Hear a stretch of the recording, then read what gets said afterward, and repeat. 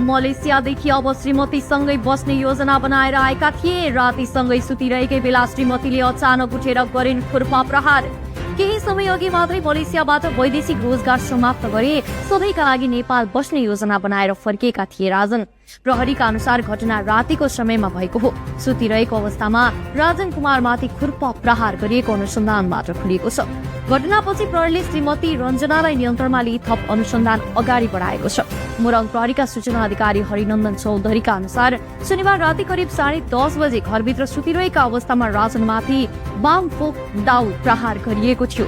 उनको मुख, टाउको, हात र बायाँ कानमा गहिरा चोट लागेका छन्। गम्भीर घाइते अधिकारीको हाल नोबेल शिक्षण अस्पताल विराटनगरमा उपचार भइरहेको छ। प्रहरीका अनुसार राजन फागुन 5 गते मात्र विदेशबाट फर्किएका थिए र यसपटक वैदेशिक बसाई सबैका लागि टुङ्ग्याएर घर आएका थिए।